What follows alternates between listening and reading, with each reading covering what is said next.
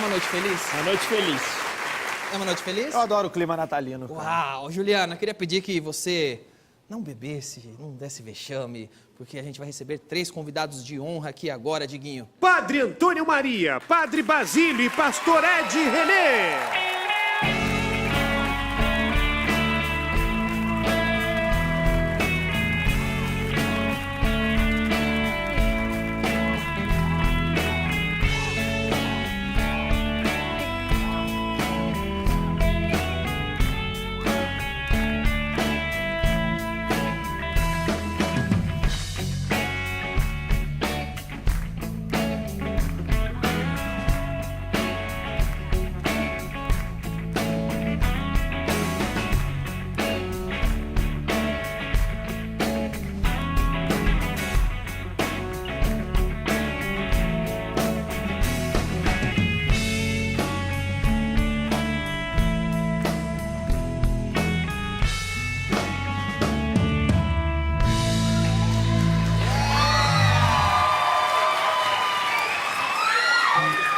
Muito obrigado por terem vindo, é um prazer recebê-los, é um prazer recebê-los aqui. Prazer é nosso. É um prazer recebê-los nesse recinto de pecador, obrigado. Obrigado por terem vindo.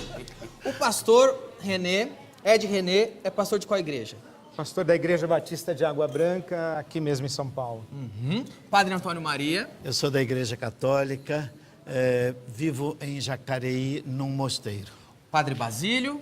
Eu sou da Igreja Ortodoxa Grega e sou pároco no Cambuci. Ok, é Natal, não é? A história acabou separando, mas hoje, pelo menos aqui, a gente reuniu um pouquinho mais, não é? É Natal uma coisa que todo mundo sempre pergunta no Natal, principalmente ateuzinho de internet, que o Natal não é bem o dia que Jesus nasceu. Afinal, Jesus nasceu dia 25 ou não? Nasceu ou não? Quem quer começar respondendo? Eu creio que não foi no dia 25 de dezembro, até porque a palavra de Deus diz que os pastores estavam no campo. E se fosse em dezembro, lá é muito frio, eles não estariam no campo, né? Mas nós acreditamos, a história nos diz... Ninguém convidou. A história nos diz que a igreja escolheu essa data porque os romanos celebravam o Deus Sol. Então achou-se que seria muito bom celebrar o Sol, que é Jesus, a luz que veio, não é, nos iluminar a todos. É mais ou menos isso, Padre Basílio? Exato. Pastor, mais ou menos isso?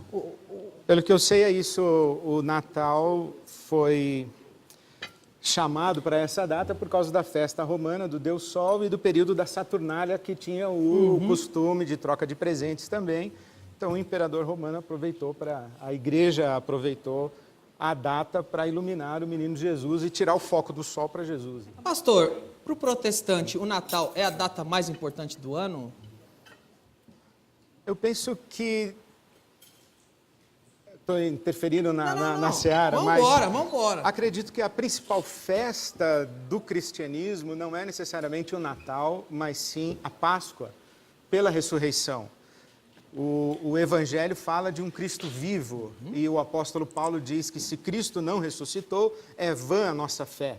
Se Cristo não ressuscitou ou não tivesse ressuscitado, nós não estaríamos sequer comemorando o Natal. Então, a festa magna da celebração cristã é a Páscoa, na minha opinião. E para vocês? Para nós também. Deixa eu pegar uma coisa. Também. Agora, Juliana. Maravilha, hein? Bebezinha tá com Vai fome, né, passando, bebê? vai passando, vai passando. Padre Basílio. Obrigado. Padre Danilo. Basílio. Só queria falar que tá parecendo um tabuleiro de xadrez aqui, porque tem bispo, tem a torre aqui do lado. A rainha aqui, ó. A rainha comprida e fica branca. quieto. Aí do lado. Vem cá. Tem a rainha branca e a preta, tem as duas, o Danilo. Padre Basílio. Tabuleiro completo. Padre Basílio, qual é o costume da igreja ortodoxa no Natal? Porque acho que o brasileiro é mais acostumado com a igreja romana. Que é a montagem do presépio, é a novena, não é? árvore, etc. A igreja ortodoxa, quais são os costumes da igreja para celebrar o Natal? Bom, muito parecido com os da Igreja Católica. Obrigado. Nós preparamos-nos 40 dias antes do Natal e as famílias se reúnem para também celebrar a ceia e os cânticos de Natal. Não faltam o peru, não falta o panetone, mas como se trata da igreja grega, tem comidas próprias, doces próprios, né? Curambiê, e salgados, tem moussaka, né? E outros pratos deliciosos no Natal, a festa da família. Na igreja grega tem presépio? Temos sim, não um presépio com estátuas, com imagens, né? Mas temos também um ícone que representa o Natal, Maria, o menino, José, os pastores, os anjos, os reis, né? Ou seja, pintado um ícone de Natal. Ok. Na igreja romana, de todos, acho que é a igreja que o brasileiro tem mais familiaridade, dos costumes para celebrar o Natal, qual que é o mais emblemático, na sua opinião? Na minha opinião, é a famosa missa do galo. Não é? E quando o padre Basílio falava do Peru, eu me lembrei, não é, que uma grande injustiça que se comete no Natal é que quem morre é o Peru, né? Mas a missa é do galo. Pois é, o cara fica nem com a fama. Mas nós celebramos a missa que é chamada do galo porque antigamente a missa começava à meia-noite, né? E terminava, era uma missa mais longa, terminava quando o galo já estava cantando, talvez seja por isso. Que balada, Há várias... a noite toda uma rave, né? A rave de Cristo. Quer dizer, é uma das versões, não é? Também se diz que o galo anuncia o sol, anuncia o amanhecer. Jesus veio trazer um novo amanhecer, uma nova aurora, por isso a missa do galo. E claro, para nós o presépio é algo muito importante, muito importante. A preparação do Natal, como dizia também o padre Basílio, os 40 dias que nós chamamos Advento, não é? Com a coroa do Advento. Cada domingo do Advento se acende uma vela, são 4. Isso é uma bonita preparação, né? Mas é mais ou menos isso. Se celebra o nascimento com cânticos, o Glória, um cântico muito mais, porque lembra o cântico dos anjos, quando anunciaram o nascimento de Jesus. E, claro, festejamos também normalmente como vocês, como nós aqui hoje. Né? A minha família tem uma tradição de Natal muito interessante, que é falar mal da roupa do outro. Quando se reúne para ceiar, fica falando mal escondido. O protestante não monta presépio, não tem esse costume, né? A igreja protestante é a menos iconográfica de todas as tradições, né? A ênfase é mais no conceito, no conteúdo e o foco na própria pessoa de Jesus, né? O que é uma tradição muito comum para todas as igrejas protestantes é a celebração do dia 24, com música, com louvor, com contemplação. O Natal é essa mensagem de glória a Deus nas maiores alturas, paz na terra aos homens. Então, essas duas dimensões da experiência do Natal e da experiência do Cristo estão muito presentes na tradição protestante. Cada um aqui tem, cada denominação tem o seu costume, mas acredito que aqui todo mundo se encontra, né, nessa celebração. Agora, eu tenho uma pergunta que... Juliana, você viu todo mundo menos eu. Eu queria aproveitar, enquanto ela te serve também, ele falou da missa do galo. Ela é celebrada sempre meia-noite no horário do Vaticano, é isso? É o horário oficial. Porque quando é meia-noite no Vaticano, sei lá, no Acre o galo ainda é um pintinho, ainda nem cresceu, né? Qual é o horário oficial da missa do galo? Não tem agora um horário. Horário de Antigamente Brasília, era horário do meia-noite Vaticano. no Brasil, à meia-noite, quando era na Itália, meia-noite. Não tem. Ah, Hoje se celebra não era até centralizado mais... no Vaticano. Não. Ô, Danilo, dá licença, traz a carne, Juliana. Arroz puro. Eu sou uma só. Sem Servindo carne mal os pra servir, convidados, exatamente.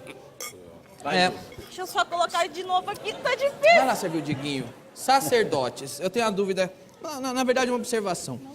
Por que quando o feriado, nos feriados judaicos, Isso aqui é importante. nos feriados muçulmanos, não existe esse ruído que existe nos feriados cristãos? Eu explico.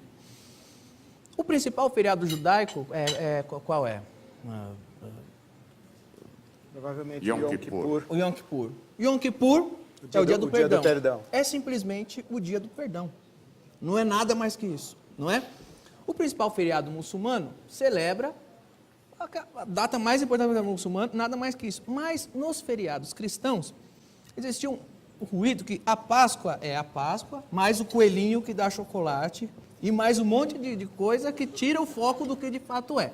No Natal tem Nascimento de Jesus, mais o Papai Noel que entrega presente, mais meia, mais boneco de neve. Por que o feriado cristão, por que o cristianismo permitiu que entrasse tanto ruído para celebrar o seu feriado, já o judeu, o muçulmano, não permite, não é?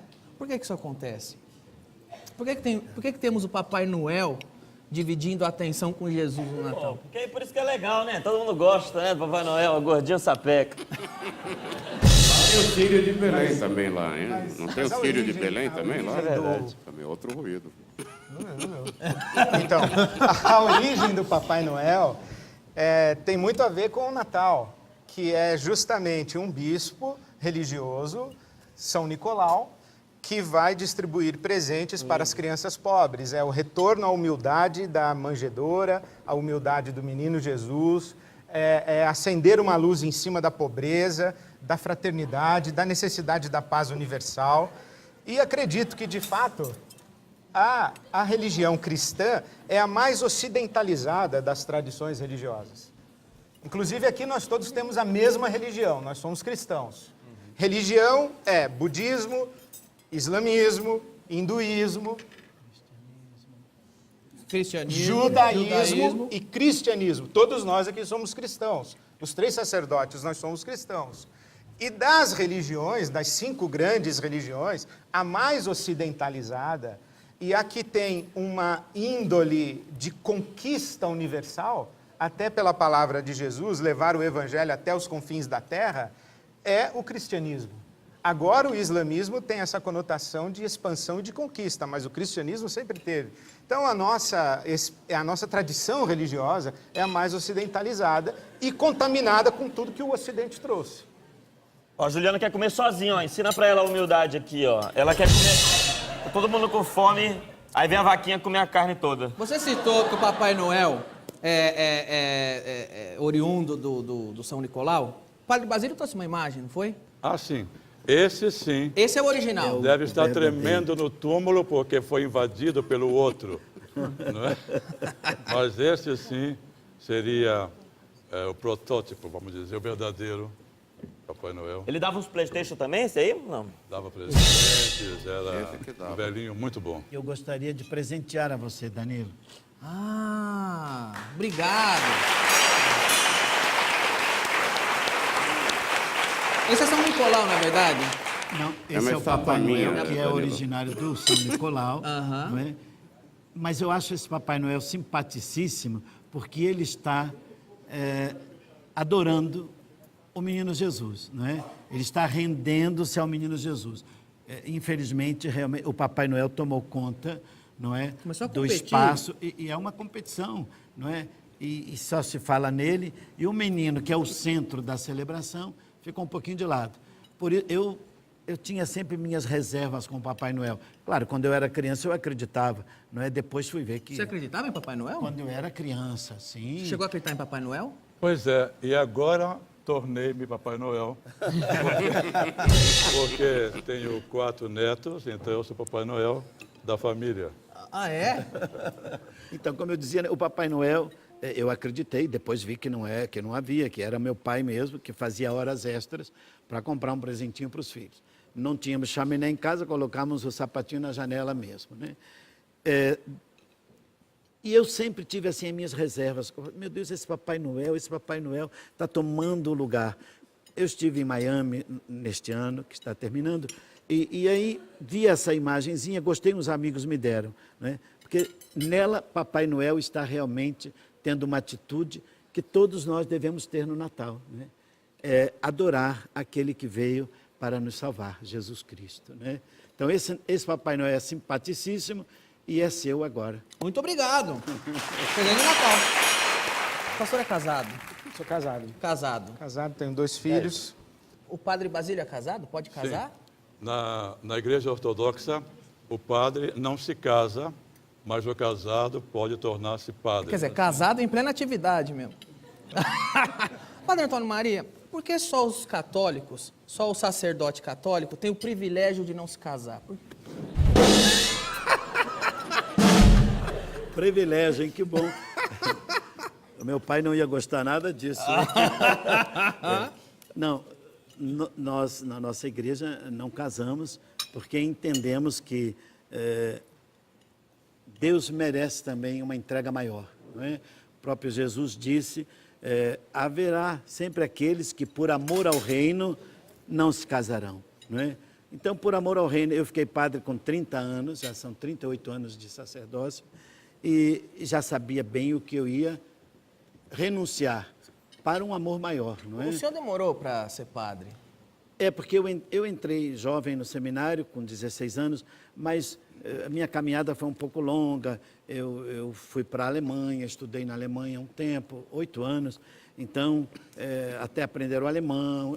E essas coisas levou um tempinho. A gente fez também prático, não é? Eu fiz 2 anos de prático nesse período dos estudos, mas foi bom me ordenar com 30 anos, foi ótimo, viu? Porque aí eu já sabia o que me esperava. E se você já tivesse, se você tivesse se casado com 28 anos e com 30 tivesse descoberto a vocação? Seria um pastor evangélico. Poderia ser, né? Pois é. Estaria evangelizando na mesma, né? O Papa Francisco parece um pouco reformista. Você acha que corre o risco dele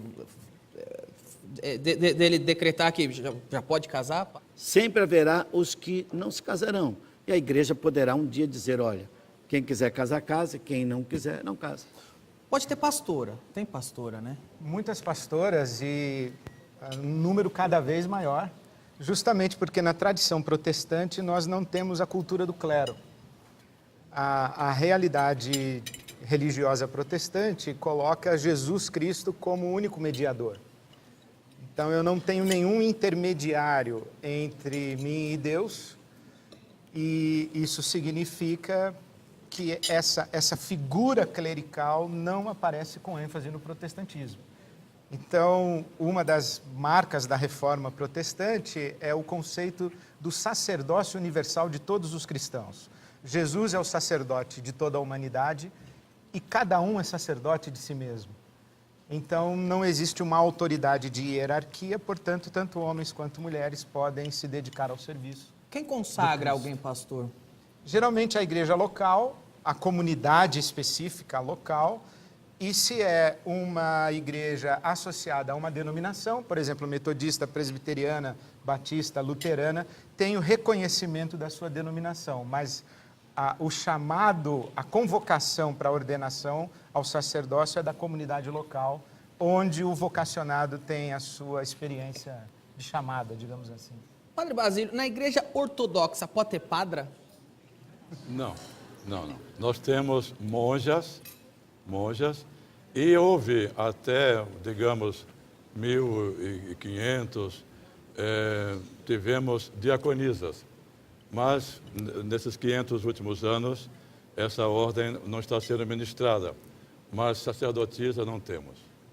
Nem a Virgem Maria, a Theotokos, que nós veneramos de paixão, ela não foi também elevada a esse cargo, vamos dizer, como você chamava de padra, sacerdotisa. Você acha que eu sou meio ignorante por falar padra? Não, eu acho que é muito prático, é pedagógico para entender. Ok. É verdade que você foi o primeiro brasileiro a ser consagrado, ordenado padre da ortodoxa grega? Eu diria que sim. E com certeza, na Catedral do Vergueiro, ali no bairro Paraíso, eu fui ordenado há 35 anos, o primeiro brasileiro ordenado ali. Acho que do Brasil inteiro eu fui o primeiro. Por que você usa esse chapéu, hein? Esse chapéu não é para tirar nenhum pombo daqui de dentro. Bom, seria demais se você fizesse isso agora, não é? Não, isso aqui é um chapéu... Tirar o peru para ceia. Olha, vamos comer um peru. Eclesiástico, né, que os padres usam, os monges também. Vocês usavam barrete, parece? Usávamos. E é super maneiro também, né? E é super maneiro, Uma claro. cartola muito simpática que chama-se calimáfio, aquilo que cobre a cabeça. Gostaria de um deste? Ah, seria demais. Uau. Quer um igual ao meu, Danilo? Não, igual o seu não. Obrigado, Diguinho. A gente sabe, tá vendo aqui, vocês conversando e tal, tá todo mundo em paz e tal. Mas rola de verdade, nos bastidores, às vezes tem uma rincha assim entre vocês, fala, ele usa aquele chapéu, eu não uso. E eu prefiro nem usar chapéu. Eu tô plantando intriga aqui, entendeu? Pra ver onde que vai. Bem próprio do espírito. Bem próprio. Aí rola isso de, ele nem é casado e não sabe o que tá perdendo, e você que não sabe, é muito melhor ser solteiro. Eu creio que não há isso entre nós, não. O que eu tô querendo chegar você acha que pode chegar o dia onde todas as igrejas cristãs vão se reunir, ou isso nunca existiu, nem mesmo ali quando o cristianismo era primitivo? Sempre existiu essa diferença. E a diferença é até saudável para o cristianismo. O que você acha, pastor? Eu acho que é interessante, inclusive conceitualmente. Quando a gente fala em ecumenismo, nós estamos falando dessa unidade, dessa fraternidade de todas as tradições cristãs. Quando nós estamos falando de uma aproximação com outras tradições religiosas, nós falamos de diálogo interreligioso. Então, o ecumenismo parece ser um caminho muito saudável para o mundo civilizado e para o mundo que está sendo construído com uma expectativa que vai se tornando cada vez mais universal de um outro mundo possível. Então, se as tradições cristãs, que na sua índole têm essa proposta de paz, de fraternidade, não conseguirem se aproximar, fica vazia a mensagem. Mas não no sentido de uma unificação, mas no sentido de uma aproximação e de uma comunhão, algo muito semelhante ao que nós estamos experimentando aqui, cada um na sua tradição, mas com um respeito mútuo e valorizando os aspectos de cada tradição. Algo parecido já não acontece no meio protestante, porque são muitas denominações evangélicas, uma tem o costume de usar saia, outra de usar sovaco peludo. Eu até gostaria que fosse. Outras não. Eu até gostaria que fosse, mas a igreja evangélica parece que está vivendo um movimento na contramão do que o catolicismo romano está vivendo hoje no mundo. A figura do Papa Francisco é uma figura conciliadora e o movimento evangélico é um movimento cada vez mais de promoção de separações, né, de não conciliações. É um movimento sectário. Então eu gostaria que no espírito do Natal a igreja evangélica também prestasse atenção no Príncipe da Paz. Né?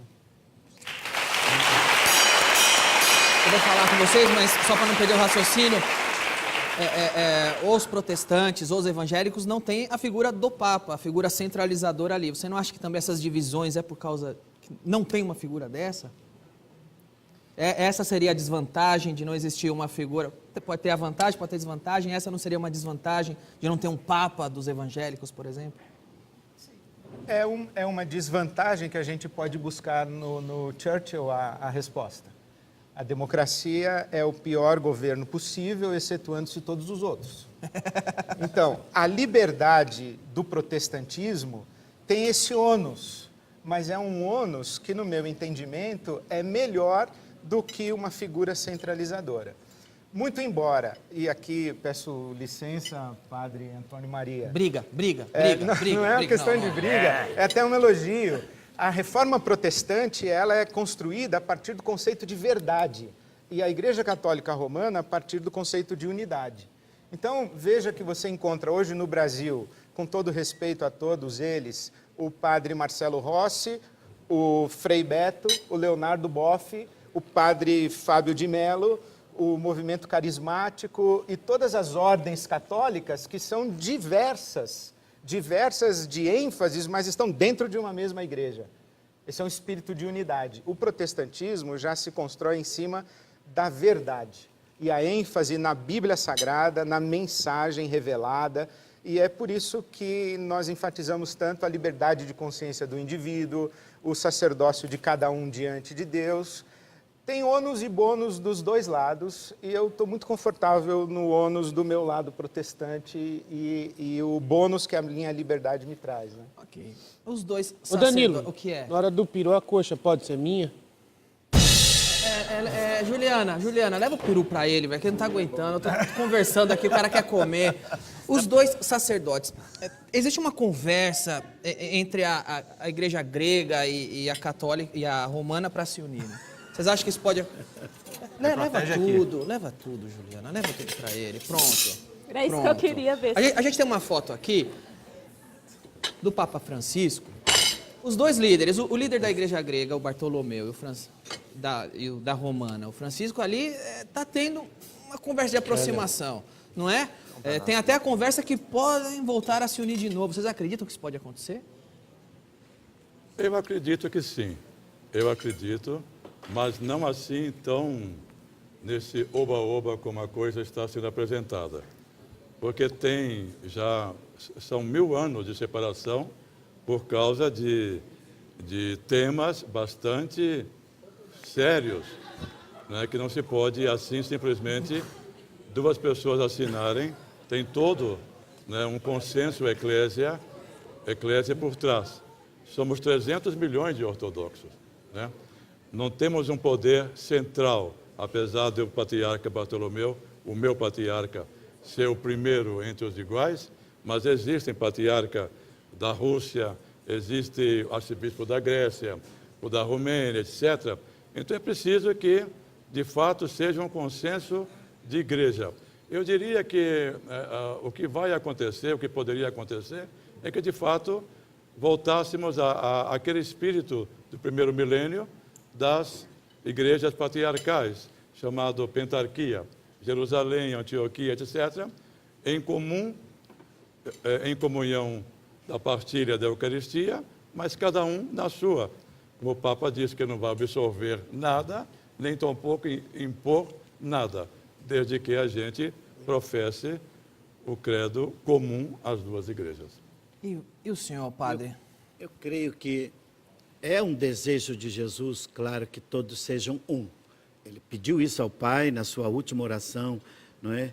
Pai, que todos sejam um como eu e tu somos um.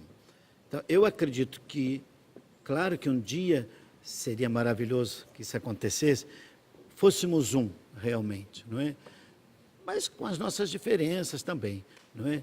Porque, veja, nós podemos até ter diferenças, não é?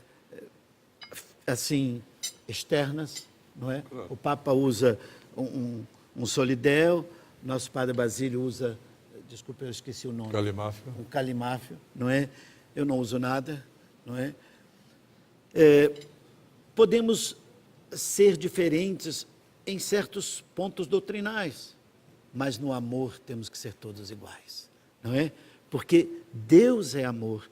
E é isso que nos une, nós estamos aqui como irmãos, nós estamos tão felizes, eu posso falar em nome do nosso querido irmão pastor, do meu irmão Padre Basílio, estamos felizes por esse encontro, você nos deu uma grande alegria nos convidando, viu, meu filho? Obrigado. Olha, e digo mais, espero que vocês fiquem tranquilos, que na próxima vez não chamarei o Diguinho, vai ser ainda melhor, o Diguinho não estará na próxima vez, tá bom? Eu tenho uma pergunta minha, eu, desculpa até com todo respeito, eu sou ateu, né? Eu não acredito em nada mesmo, nem no amor. E é muito triste.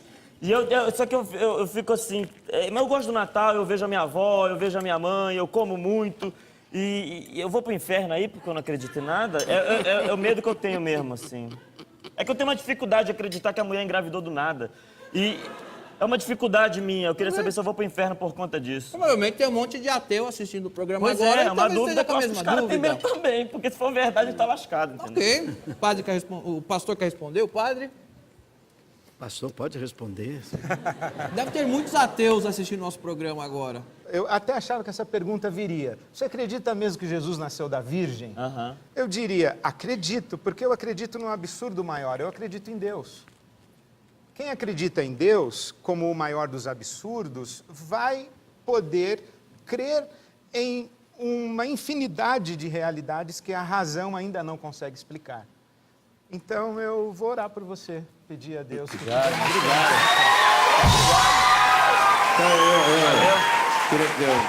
Obrigado mesmo. Que o Murilo não é totalmente desprovido. Um momento, quero chamar, é um momento importante. O Papai Noel vai fazer uma pergunta. Exato.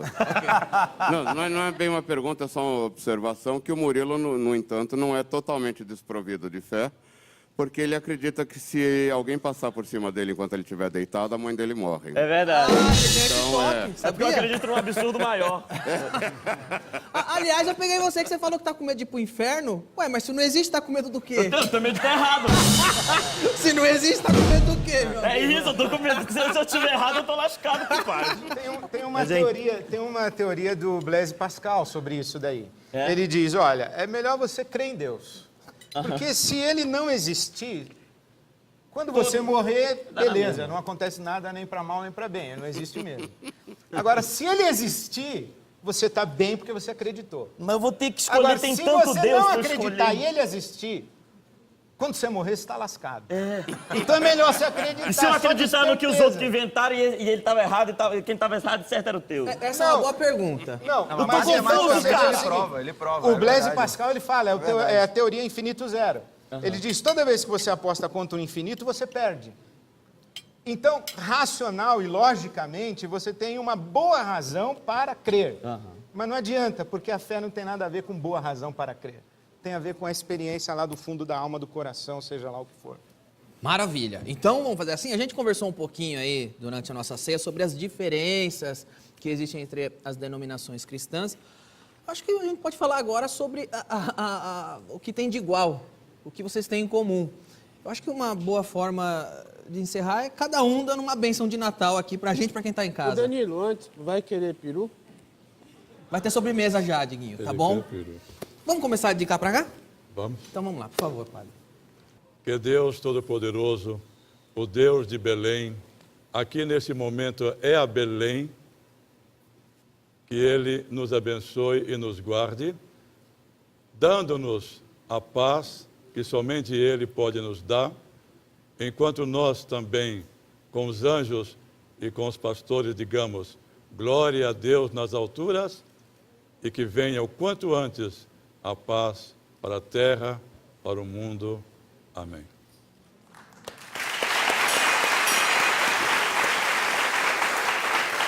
Eu gostaria, Danilo e meus irmãos e irmãs, gostaria de colocar uma estola, que é o símbolo do poder que Deus deu a nós sacerdotes. A estola é também um símbolo do jugo. Meu jugo é suave, meu peso é leve. Jugo que quer dizer canga, não é? Eu sou apenas um instrumento de Deus, por isso eu uso a canga, não é, de Deus. Essa aqui retratada com a Virgem Maria e seu filho Jesus, ela nos trouxe esse menino no Natal. E eu te louvo e te bendigo, Senhor, por estar aqui neste programa, no de noite, com o nosso Danilo Gentili, que é um menino muito gentil. Obrigado pelo convite.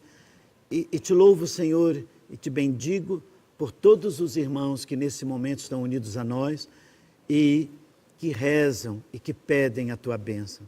E que pela minha mão sacerdotal, Senhor, e pela intercessão de tua e nossa mãe, Jesus, venha sobre todos nós, sobre o Danilo, sobre a produção deste programa, sobre todo o SBT, sobre todo o Brasil, sobre todas as famílias, especialmente aqueles que choram, que sofrem, que se sentem sós nesta noite. Venha a tua bênção, Senhor, e permaneça sempre em nome do Pai, e do Filho, e do Espírito Santo.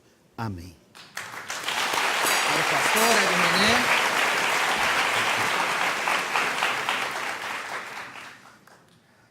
Que o Deus que se fez homem, menino, em Jesus de Nazaré, que Jesus Cristo, o príncipe da paz, abençoe o nosso Brasil, abençoe a cada um que nos assiste nessa noite, a cada família, que derrame a paz sobre o nosso Brasil e que faça desse país um país onde a justiça corre como um rio e a equidade como um ribeiro perene. E que a bênção dos apóstolos encontre cada um de nós. Que a graça de nosso Senhor Jesus Cristo, o amor de Deus, nosso Pai, e as consolações do Espírito Santo de Deus sejam com todos nós, hoje e sempre. Amém. Amém.